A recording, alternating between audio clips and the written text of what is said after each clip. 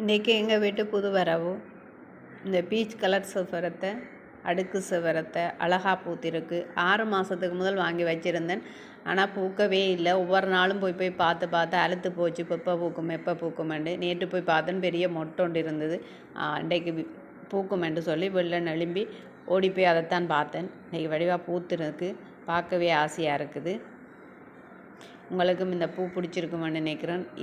இந்த பூவெல்லாம் இப்போ பார்க்குற பூ தான். இந்த பூ அழகாக இருக்குது. தேசா கிச்சனை சப்ஸ்கிரைப் பண்ணுங்கள் இப்படியான பூக்களை பார்க்குறதுக்காக. தேசா கிச்சன் இந்த புது வரவோட புது பொருட்களை அறிமுகப்படுத்தியிருக்குது.